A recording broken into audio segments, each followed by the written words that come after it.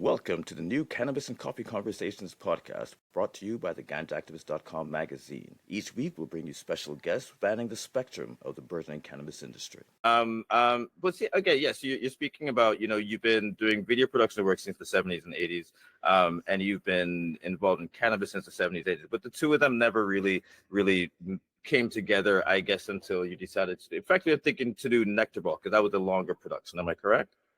Well, we were in 2016 when I went to the first Emerald Cup, and that kind of got me out of the green closet because I saw there was a lot of other people out there that share my passion for making videos.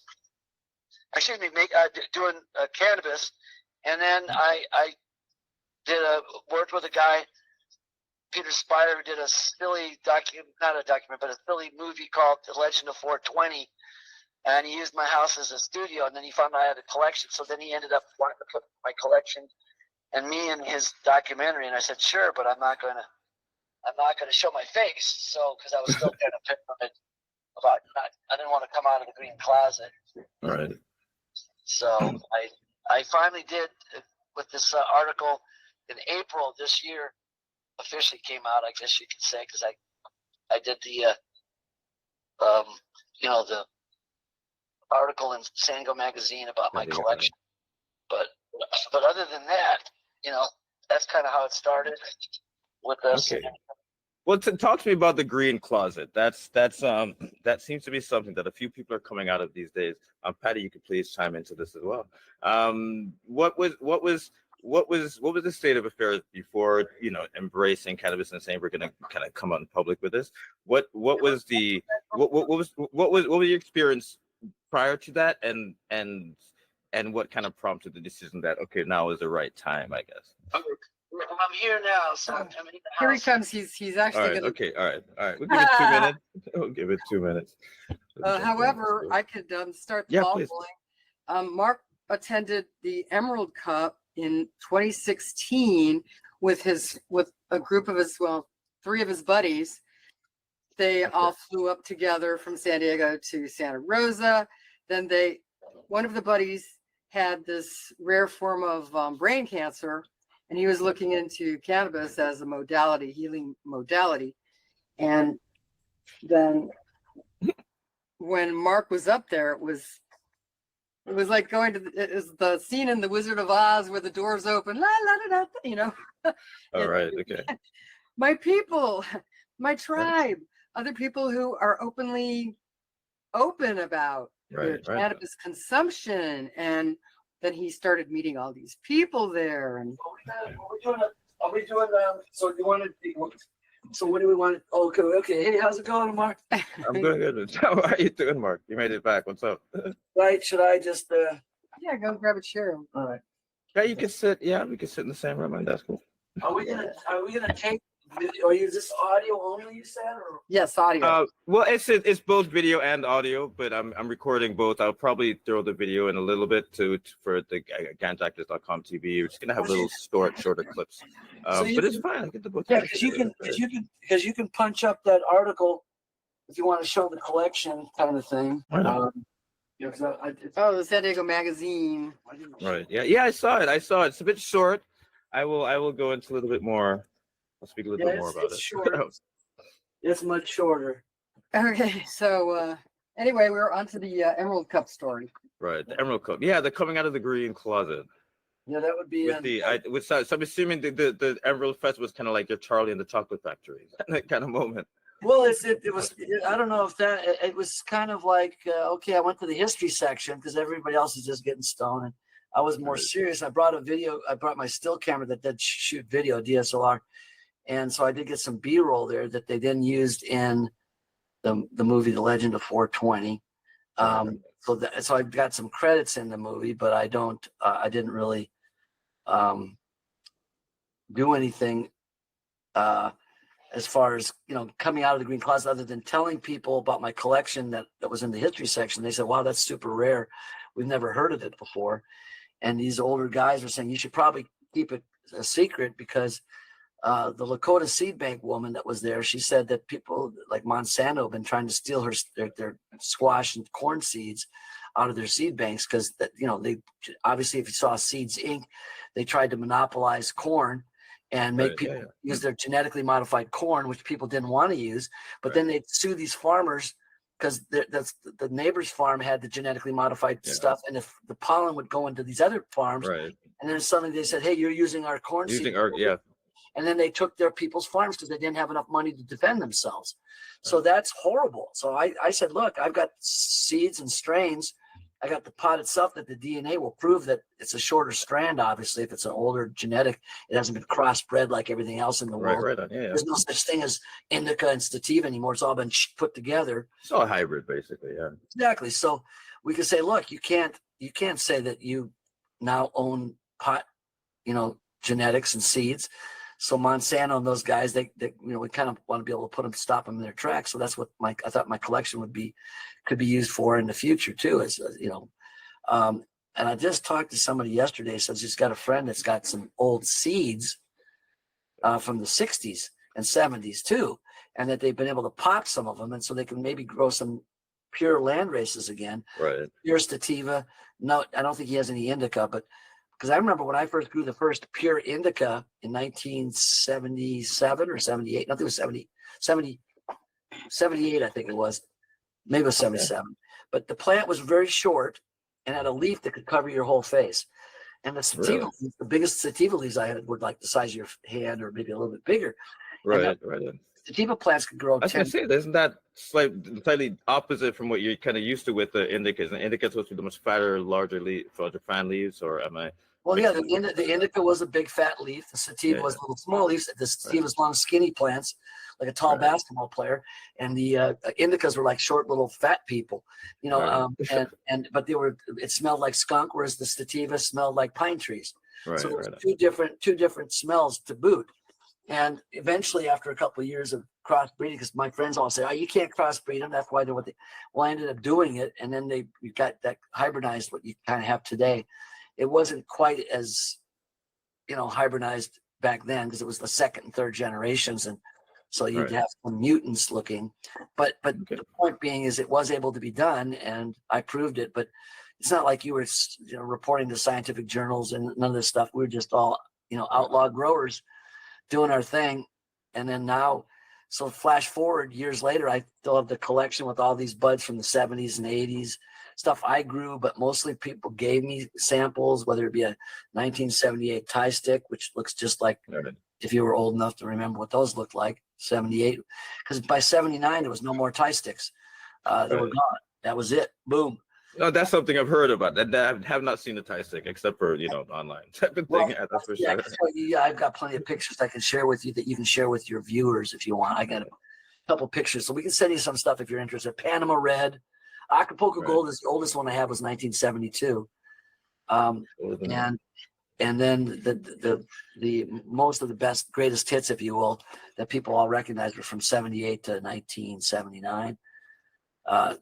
And maybe even 80, but by after the 80s, it started, the Mexican spears and good Mexican pot started coming through. But then California was starting to grow Sensimilla finally. Because when I used to party with Cheech and Chong in 78, when I was only 20 years old, I was the only one to show them what buds looked like. They were like, "What's this?" A marijuana plant with a bud on it. So they ended up taking my pictures of those buds. Then they were black and white back then even, and they used them for making their plastic marijuana plants for their second movie. So mine were because I grew the best pot they'd ever seen and the best pot they ever smoked. So, and even when I smoked lesser quality pot, like whether it was, a Mexican varietal, or it would be something like Panama Red, or some Colombian darks, or Colombian Gold, I'd always mix a little mint leaf in it, like 10%, just to give it a better flavor. And I always used to roll with club papers, which were the thinnest paper, and they had no glue, so there's no chemicals. You just tore the edge, and then when you licked it, it all sealed up. So much healthier. And so Cheech and Chong liked that about me. I became their best buddy for about a year. Then they got famous because their movies started coming out in 1982. So that was it.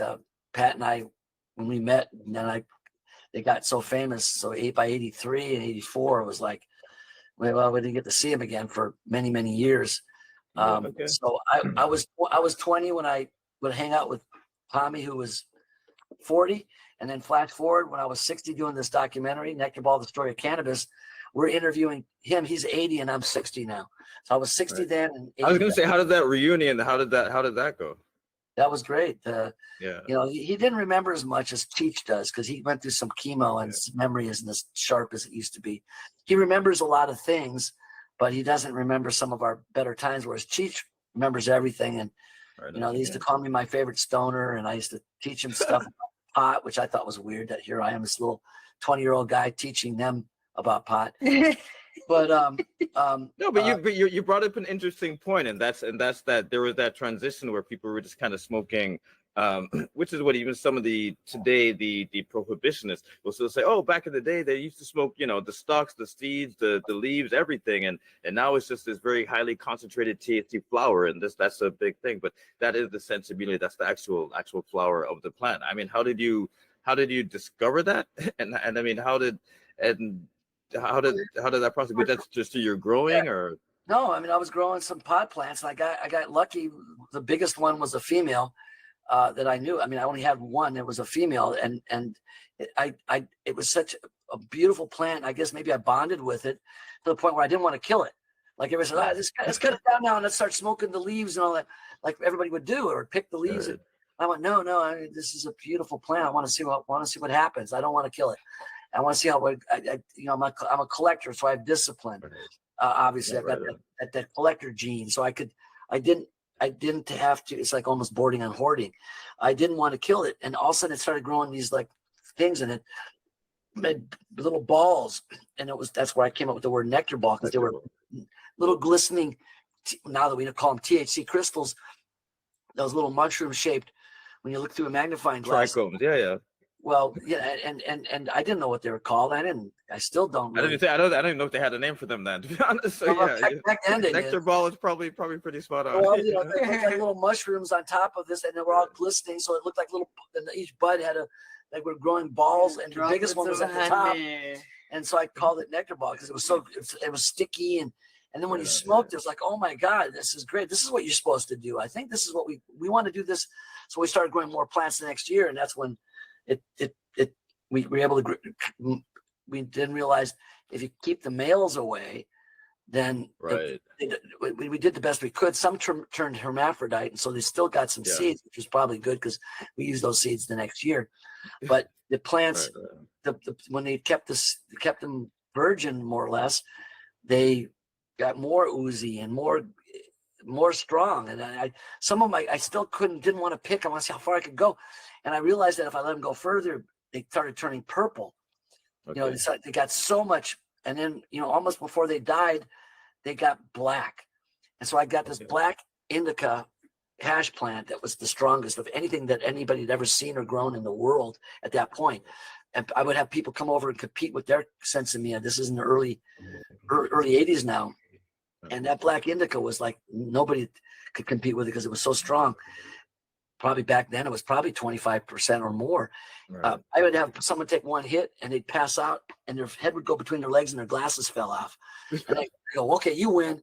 That was all right. And so I just kept realizing this. I think I found out later. I think it's the temperature, because what's changing?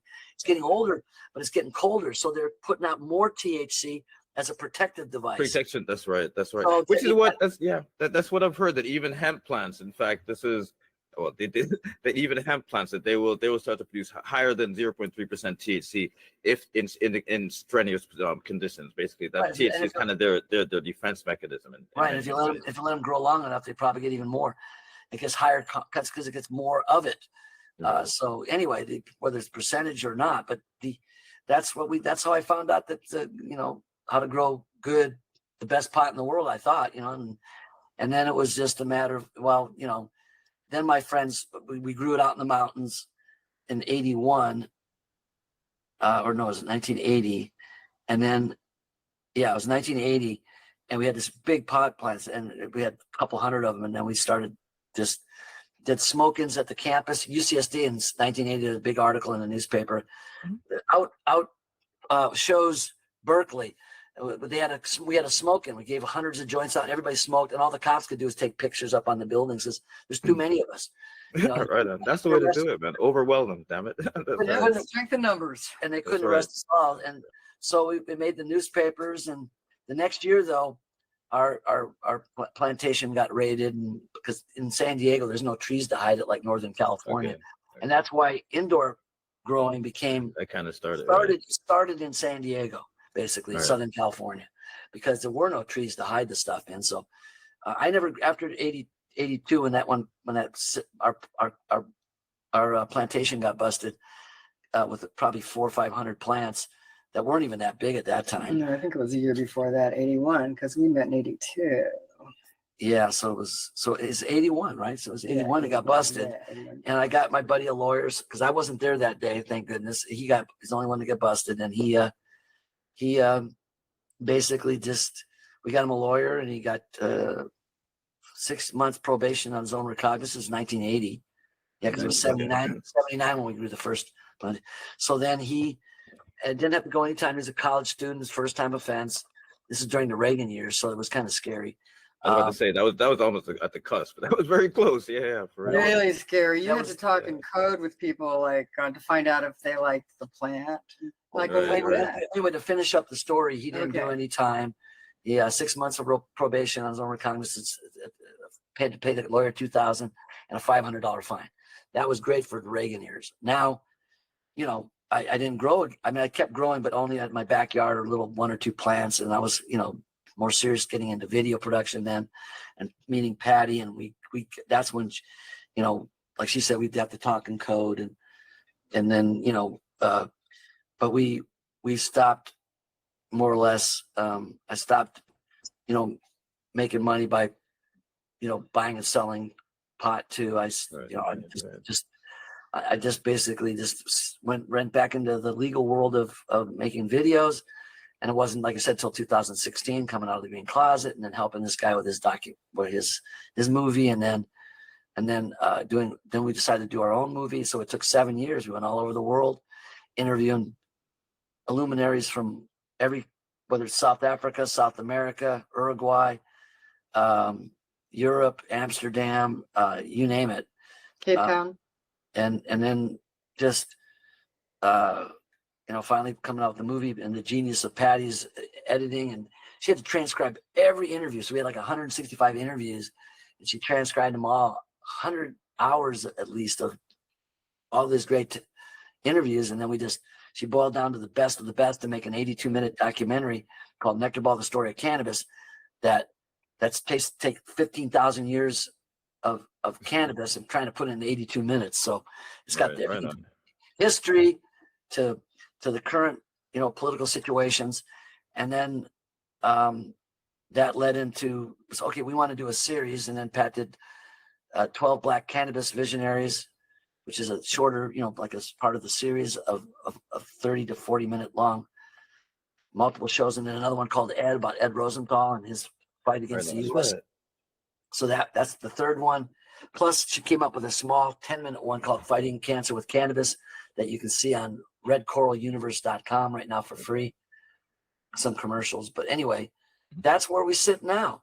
And that's the bulk of the story. The collection was something I did since before I even smoked. In 1972, my aunt showed me a box that she got given to her from Acapulco. It had Acapulco gold spears in it from 1972. That was the year. And it had a map. It was under orange cellophane, and it showed a circle around Acapulco where it came from. And actually gave me a little bud, even though I didn't smoke. I put it in a little Curad Band-Aid canister because I didn't know anything. And then that's the start of the collection. And after that, it grew. People started bringing me, and they knew that I wouldn't smoke what I had. Right. I always made it happen. If I bought an ounce, I'd only smoke half of what I had. So that was a half ounce later. Then if I smoked that half, it leaves a quarter ounce. Then if I smoked half of that, it was an 1/8 ounce. And at that point, I stopped and it's put it in the collection. You know. So I mean, was it always your intention to have this collection? I mean, what drew you to cannabis to make a collection? That just sort of started, and then people would compete with me against my buds, and then if they lost, they had to give me their bud, and then I put that into collection. Okay. I put you into quarantine. Yeah. Okay. Yeah, I put that. Sometimes it was only a small bud, and I put a label, what year, what it was called and where it was from, you know, like the person's name, like their first name only, because in code, like Pat said. And then I would put it in either a film can or a plastic bag or something, and store it away with the rest of them, my trophies and conquests, you might call them. It's like marbles. Right. Exactly. It's like marbles. Yeah, big collection at the end of the day. Yeah, so that became sort of became a collection, and it just kept growing and growing, and then finally people started bringing me buds over of their favorite stuff for the collection. One of my friends back in the late 70s and early 80s would say, we called it the butterfly collection, and we would always donate to you because we knew you wouldn't smoke it. You were the only person we knew that had a collection and was keeping it. And I had people at gunpoint try to steal it in the mid 80s, and we gave them only a portion of it because I had the rest of it stored right under the bed, and they had no clue. They thought it was all in this cabinet, so I gave them everything I had, and at gunpoint even, and this is after they had already burglarized a couple weeks before that, and they didn't get any of my stuff. So they got what I was willing to give them, which was maybe 10-15% of my collection, and none of the highlight, none of the best stuff, none of the oldest. So that was it, man. And then I moved, and then the collection went underground, and that's it. We went underground, and didn't come back until 2016, more or less, but not really out until 2024. Now we're out, and we got the documentary. We're promoting it. The end of 2023. John Sally's helping as our executive producer. He's especially with the 12 Black Cannabis Visionaries, and he's got some platforms. He's starting his own platform even to put it out on, and he wants to get it to Nigeria. Yeah, that's a great 22 million. I think he said 22 million or people that So he's got his idea. So we'll see where it goes. Meanwhile, we're going to release it on Red Coral Universe later in 2024, maybe in 60 to 90 days from now. So redcoraluniverse.com, you can let people know. Right now, all of our old mountain biking videos and aerobics and Pat's My Choice documentary about a woman's right to choose, which is the biggest march in women's history, in Washington's history, I should say.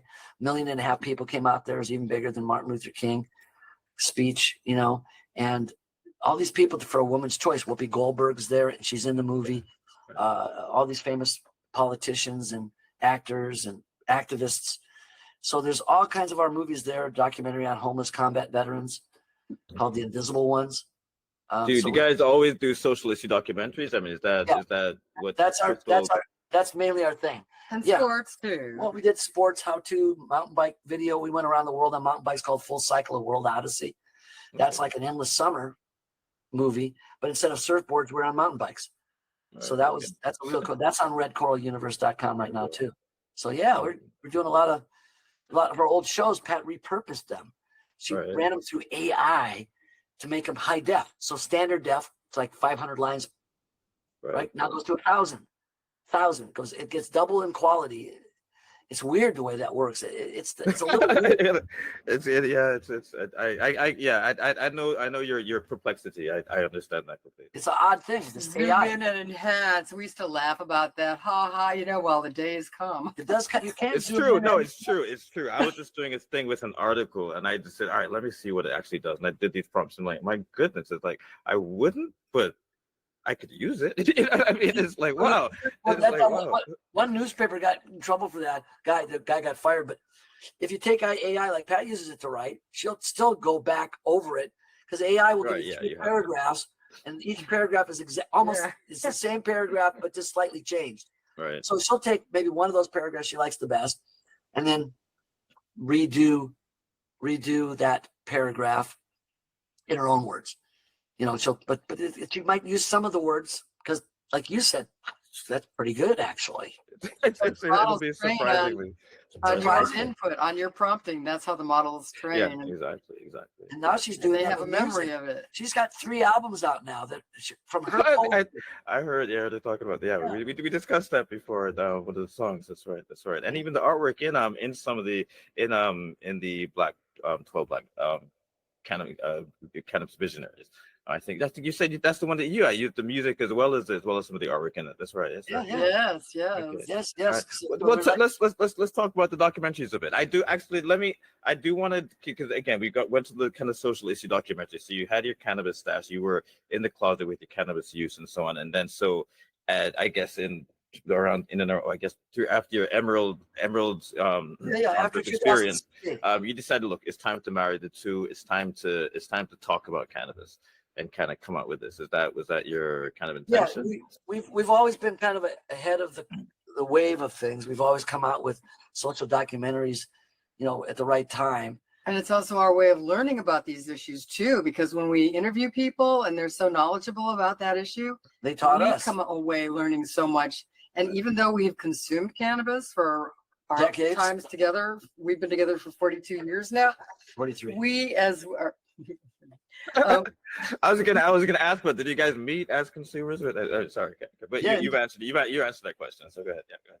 Yeah. So even though we've been together all these years, consuming together, in the green closet, as it were, that where was I? Learning all about it, the medicinal capabilities of it. All this time, it's been helping us, whether we knew it or not, us realizing it. But now, when we make a concerted effort to use it as a medicine, with tinctures, balms, edibles, and a modality of it, like titrating, learning what is best for your endocannabinoid system. We didn't even know about that either until we did the movie. It's just earth-shaking. It is groundbreaking, and it can help people, seniors like me and Mark, and the people who mainly need it. Anybody, any age, anybody can help. That's right. I saw that in the documentary. With Tommy Chung, he was saying, it's like, oh, you talking probably to you. I don't know. You say, wouldn't it be amazing if this stuff were actually like good for you? And it's like, wow. And now we're finding out, wow, it actually really and truly is. That is, I think a lot of people do go through that journey, because you kind of, you have a notion, if you kind of, there's definitely, I can't say Rastafarian grew up around Rastafarians, but they always knew what they believed about cannabis, that it was a healing and medicinal plant. But it was never really truly believed, you know what I mean? And now it's like, well, now we got the science behind this, Yep, science behind it, exactly. And the fact the endocannabinoid system is still not taught in medical schools, even though it is the system that regulates all other systems in our bodies. Pretty important. The thing would be, and that, but the ball's been dropped. There's still some stigma. People go, why do you do a movie like this? There's other movies out there like that talk about things. Well, no, it's not. There's nothing like it. I mean, we don't do any narration. It's all interview driven.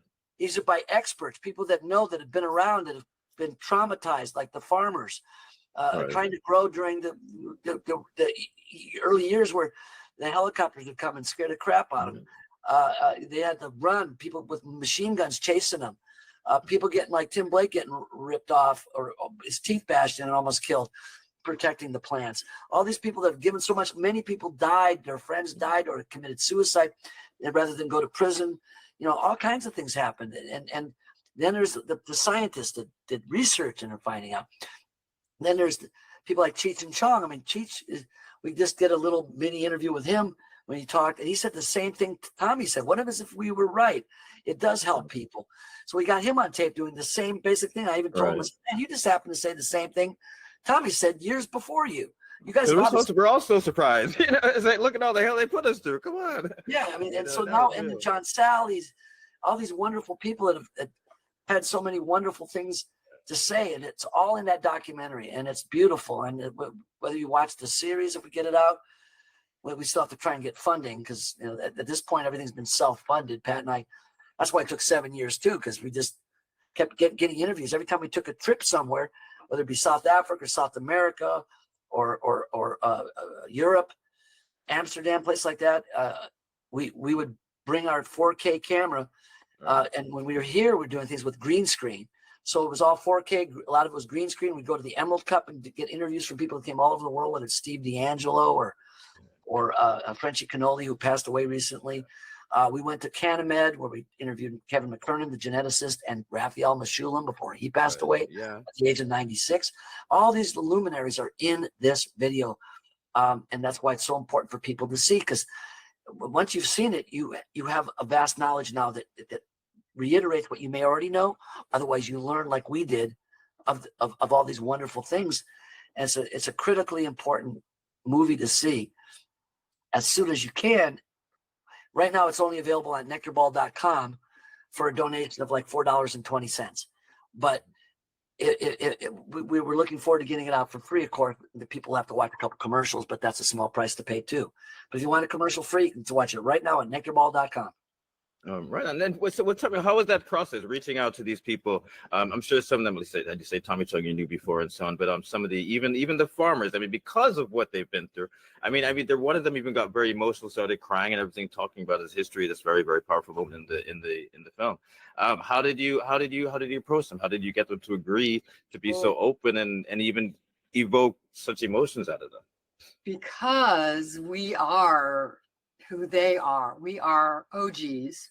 Right. And so we had to establish that trust. And so Mark would pull out pictures of his collection, for instance, from the pictures of that would help. Okay. Even a picture of me growing, when I was like 15 years old. I'll show you that while she keeps talking about it. Oh yes.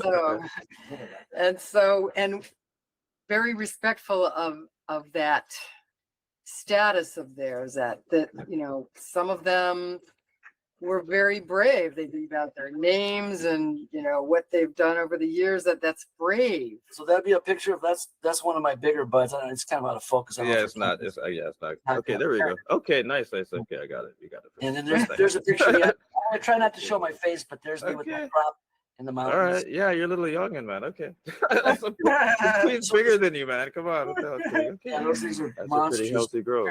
There's some of that black indica I was telling you about. It's a leap of faith that we all had to make, the people in the documentary and us as the documentary producers, a leap of faith that we can return ourselves as humans, mammals, to this plant medicine that we used to be. It was intrinsic in our lives. It was the sails on the ships, the lines, the ropes, the clothing worn next to your skin. Yes, it was drafted on hemp paper, the Constitution. Yeah. And it was in medicine people's medicine cabinets as cannabis. But then when Anslinger just denigrated it and made it racist about it's marijuana. It's Mexican. It's crazy brown people. It's still apparently quite effective. I will say for some reason. Yeah. And before people realize, wait a minute, cannabis is marijuana, and that's what is keeping me healthy. Voila, boom, it's gone. There's the one I was telling you. You'd love this one. This is the Thai stick from 1978. That's the Thai stick, right on. Okay. Versus, and you just pull off of that and roll it, or how do you back in the day? And there's some Colombian gold. There's a couple seeds in there. Panama red. Yeah, it actually looks I've seen that. Panama dark. 1972 Acapulco gold. That just looks like dirt weed back in those days. That's probably that was like the quality of the shit. Tell me, do you think that the nice one? Okay, looking all young. do you think that with this or how do you think that could we even still venerate the land of race strains and so on, and still think that they are the best and whatnot, but the THC level, they say that they've increased so much. Do you is that truly the case? Well, here's the thing. How is it? Do you get more high than, let me put it that way? Do you get more high today than you did? Everybody, a lot of people say, God, like Swami said, I just loved Panama Red. This is my favorite. It got me. I was the happiest on that one. People say, yeah, it's too strong nowadays. Some of those OGs go, it's too strong, or it's this or that, and people are, they're just doing dabs and just getting high for the THC. Well, it turns out that it's not just the THC; it's the terpenes, it's all these other compounds that are in pot that made the pot in those days. You might call it just happy pot, not too strong, just the kind of highs that people would try to replicate now, instead of just chasing after that higher the THC level. So there was other parts of the plant that we found out that so they haven't replicated that yet as well in the crossbreeding, and there's thousands of names of stuff. Back in the day, it was like 2 or 3 kinds of strains come through. There'd be Acapulco Gold, and then there would be other Mexican varietals. A Panama Red. You guys haven't been to Jamaica yet. We have to organize that. Yeah, there was a Jamaica. There's some pot from Jamaica that was very popular. Maui Wowie was from right on Hawaii. Yeah. There was a couple of things eventually, but now there's like 1,000 names per year, and you're like, I don't know. Per year, yeah, pretty much. Little Girl Scout cookie, this, that, pineapple, what, I don't know. I can't keep track of it, and I wouldn't. That's why I don't collect anymore. I just collect. I have the old land races. That's it. And those, and then the occasional ones I grow myself, or maybe someone will. I mean, I've gotten a few. Like when I went to South Africa, I got like 6 I brought back from South Africa. Durban If I went to Jamaica, I'd love to get some of those in the collection. Of course, some of the old ones I have from Jamaica. I think I've got 1 or 2, and that was it. And it was not very good quality at the time. Obviously, it got beat up on the travel. But most of the stuff we get was from South America. That was for at least in California and America. And then eventually things started coming from Maui. Got some stuff from Europe. But yeah, it was mostly just the Americas. Right. I mean, what do you plan to do with it? I mean, I would. What's your plan? Plan for what? The collection? With the collection, yeah. Well, it's the collection until someone can, like I've had Robert Clark, who's a very famous geneticist and author of many books that I used to read back in the late 70s on how to grow pot, like Ed Rosenthal's books. And he wanted some genetics, test the DNA. So I gave him some of my 80s stuff, but I wouldn't let him touch the 70s because until someone can prove to me, and then his research went to pot, went bad. Something happened, it got corrupted or whatever. So I'm glad I didn't give him any of my 70 stuff, but if he's interested, I'd give him my 70 stuffs now, if he's got a better method to do something, or like Kevin McKernan, they've got it. They want to do it. They were trying to fill that missing link of the earlier pot land races. Nobody seems to have any buds. I've been all over the world, and I've heard about some seeds, old seeds, but nobody's actually got the actual bud or bud with seeds. Right. My stuff is that I'm the one with the bud, so they can actually test the DNA. Right. I don't know if, like I said, that's what I'm curious about. I don't know if the DNA would be like Jurassic Park; they could resurrect it, but at least we'd have something to test. And then maybe like we were talking about terpenes and what other compounds that made those buds so good. What is it that made those buds extra happy, less nerve-wracking or anxious, because there's something that's not just about the THC. And you need to do one of those dabs. You're like, wow, it's like pure THC. You're like, now you're like, wow, you're kind of effed up for a little bit. I'd rather do the happy pots, and my stuff's all very light, cerebral. Whereas, like they say, indicas are a little more, physical, couch lock. Like they say. Yeah, so right on. Yeah.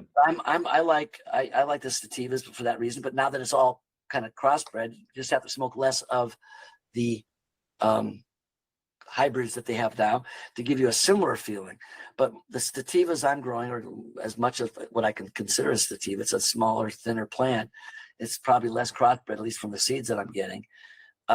It still has, maybe it's because of the soil, or maybe it's because of me and the sunlight and the amount of the kind of soil I'm using is a pretty happy, nice, lighter buzz than most of the hybrids.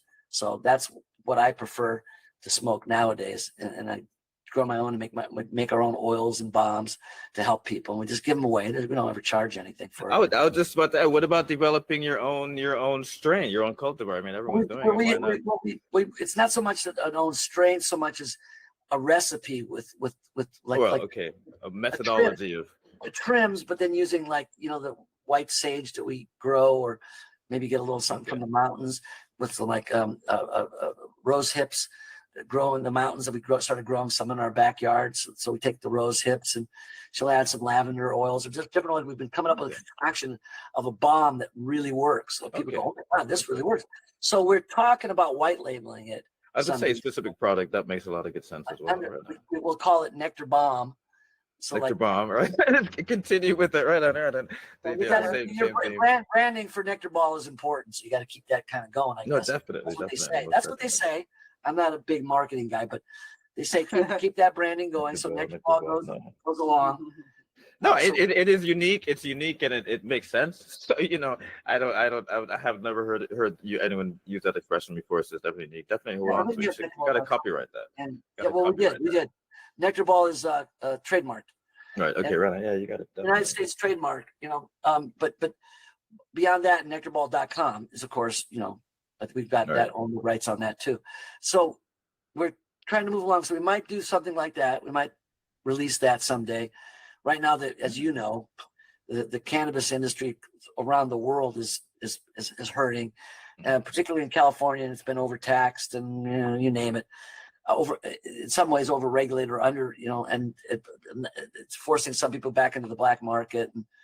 In fact, this is a perfect segue. And I was just reading an article that a lot of even California companies, even cannabis OGs, they're turning to hemp because of the lack of regulations and so on. What's your guys' take on the hemp, and then you have your synthesized hemp, Delta 8 THC, and all that kind of good stuff? To me, hemp is only one part of the bigger picture.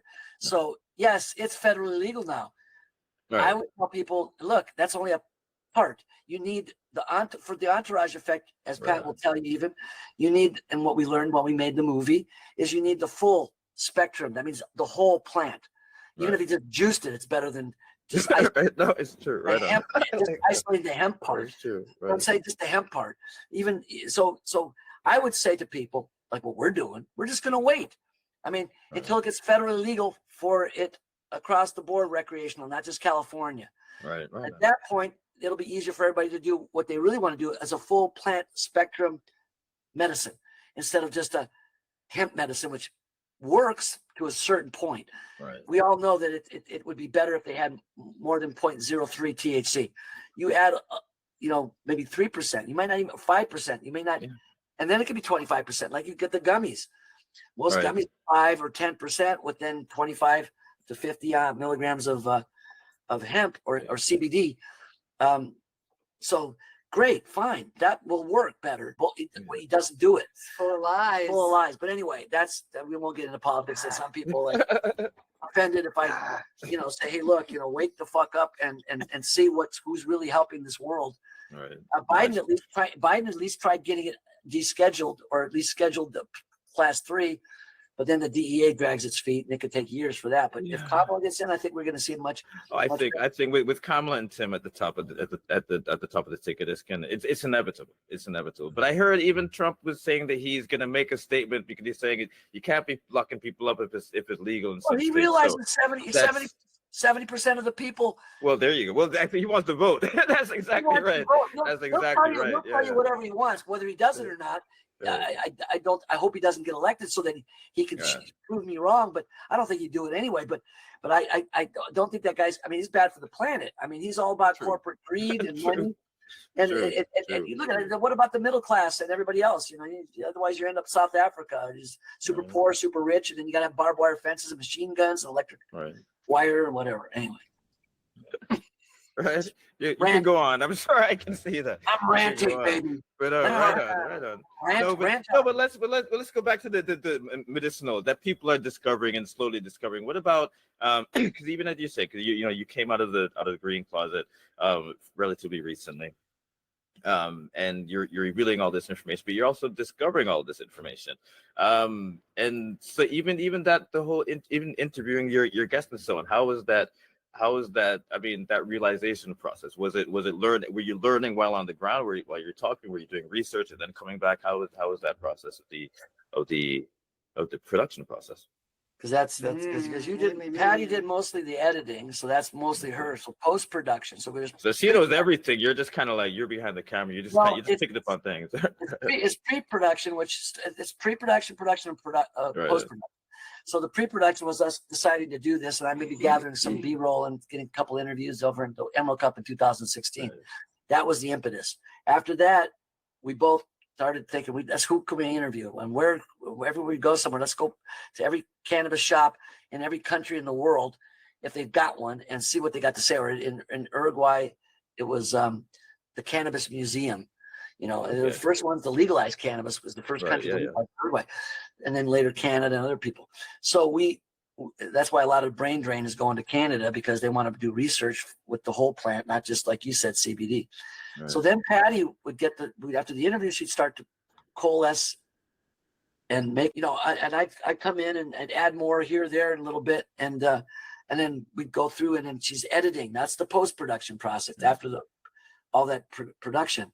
And then that's when it came together. It took a couple months, but 7 years total, maybe 6 years of gathering the footage and a year to edit, which is abnormally long. Most organize thought, all the interviewees into different chapter points, and gathering, say, versus cannabis versus alcohol, all the people who had sound bites about that, and then linking those sound bites together in a way that made sense, like telling this is a story told by the storytellers of cannabis. That can get tricky, because you might have the 2 points make so much sense together, but the words just don't make it work. That's where the genius of Patty comes in. She's got to decipher all this and make it all work. And I'm like, and the chapters, and I go, okay, let's go chronological. What the hell? From the beginning of time, when pot first was discovered 15,000 years or more ago, to Chinese 3,000 years to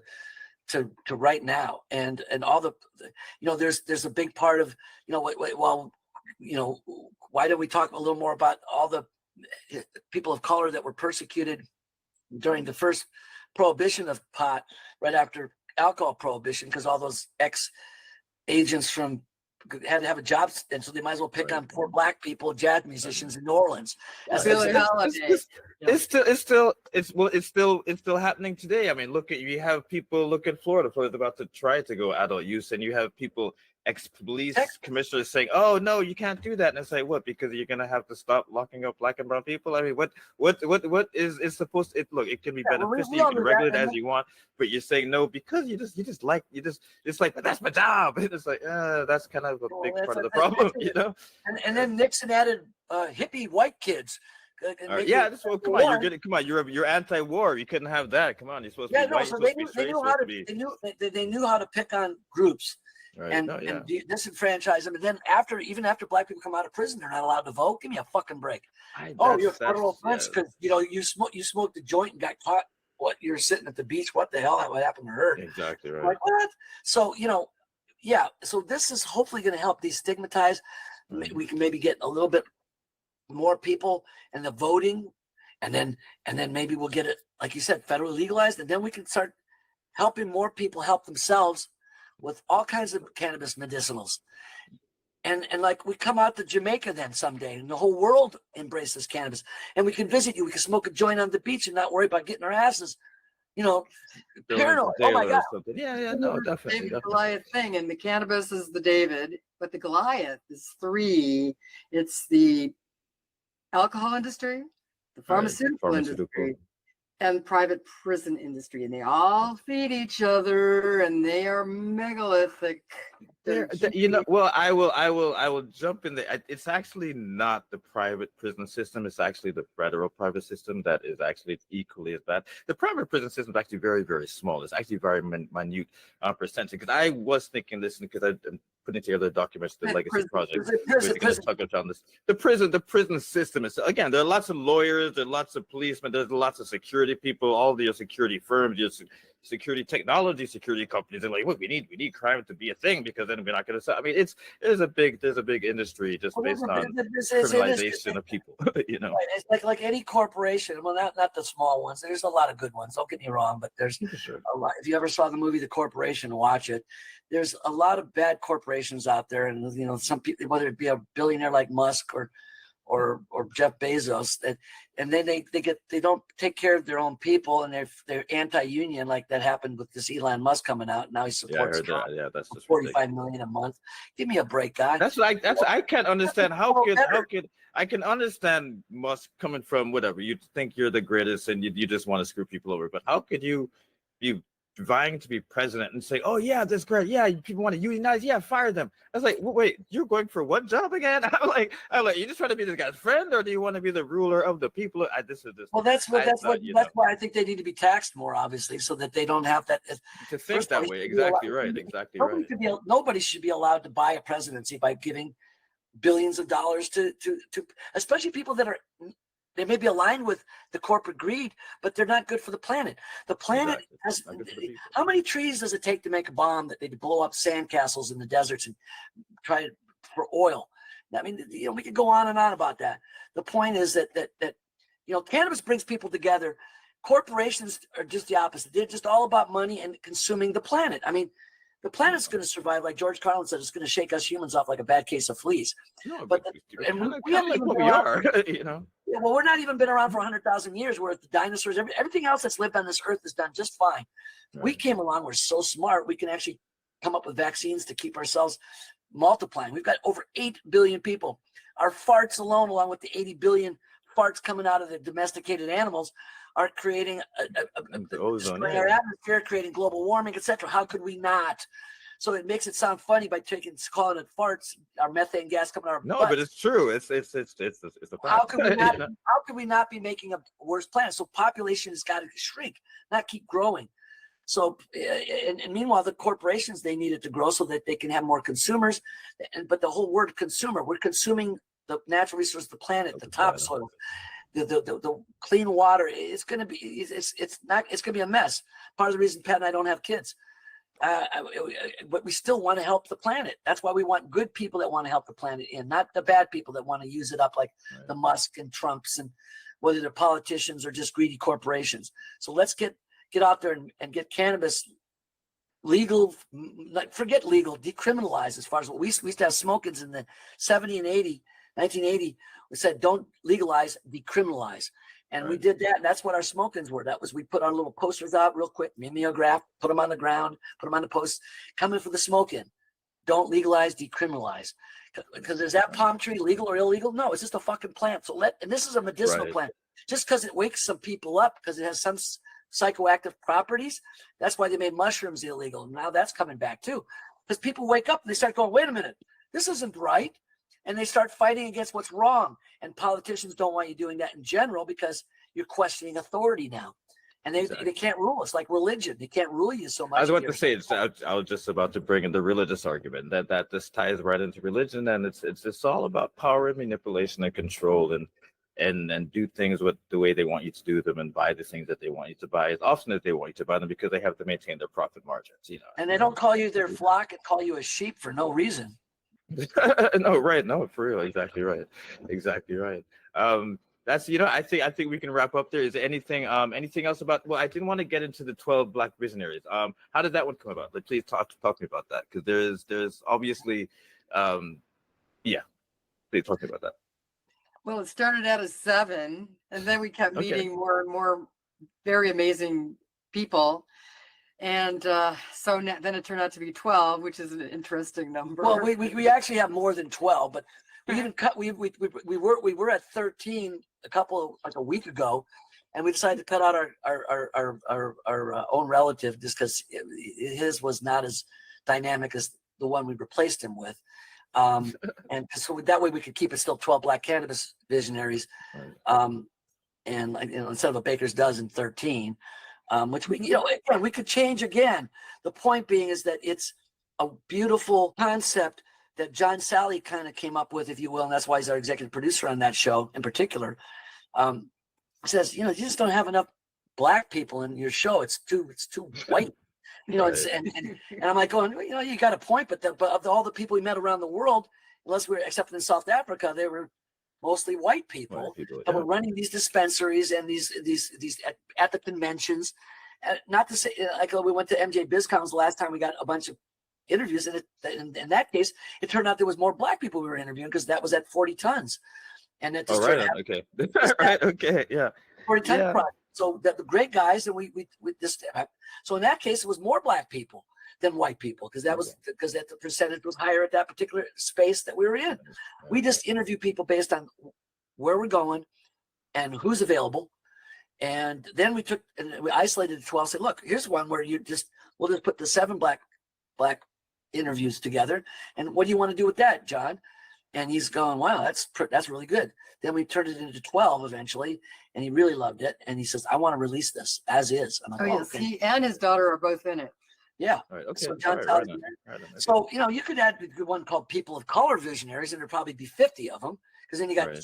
Tommy Chong and Cheech. And then Right. you got all the That's right. Sally and his daughter. And then you got the NFL guy that's in Black 12 Cannabis Visionaries, David Irving. And just brilliant minds. Put them all together. So if we do a series, out of the 165 interviews we did, there was only 70 of them in the documentary, 70 of them. So we have all these other interviews that are ready to go to make a series, but we need funding. So that's kind of, I don't want necessarily to be a plea to everybody out there like, hey, look, do crowdsourcing or something. But if somebody wants to be involved and be an executive producer that hears your podcast and wants to actually put some money in or help us with editing or I don't know, the graphics and this and that. We'd love to have your help. Just because we're obviously not doing this for the money because we put in so much money, hundreds of thousands into making this movie that we'll probably never see. That's not the point. It'd be great to see some of it back or more of it so we can make it house. But that's not the primary directive, is to get the information out there. These wonderful interviews with wonderful people that have no other way to get their voice heard, maybe. Okay. So we're giving voices a platform to speak about an important topic that was so taboo you could go to jail for even talking about it. Right. But if you even have one seed, you're busted. So we've all protected. I've been protecting that collection with my life, so that it could be a benefit to the humanity someday, even if I'm not around. And if somebody could do something, whether it's the DNA or I think though genetics do need to be studied, most definitely. Yes. I'm gonna end on this note. Because we're wrapping perfectly up into an hour. I do want to say that it's interesting that you have the 12 Black Visionaries series going on, or the story going on, the series that you want to do. Because it's quite interesting because as we know, cannabis or ganja has always been kind of stigmatized as a Black and brown thing.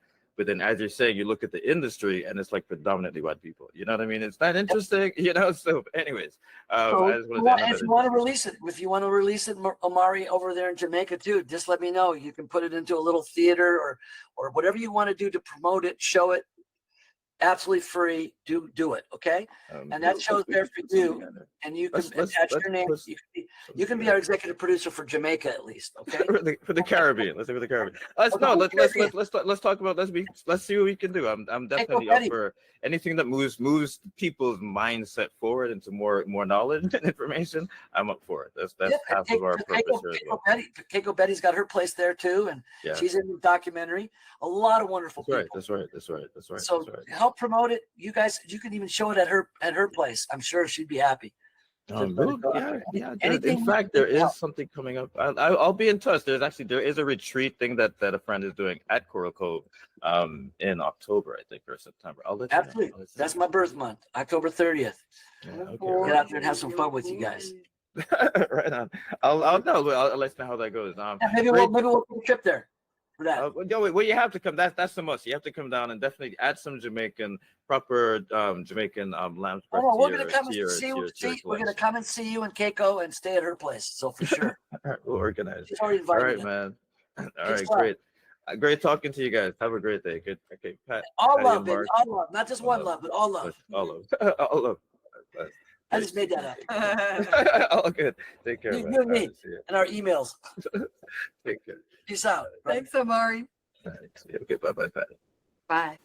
And thank you for joining us for another episode of the Cannabis and Coffee Conversations podcast, brought to you by ganjaactivist.com magazine. Join us every Friday for a new episode.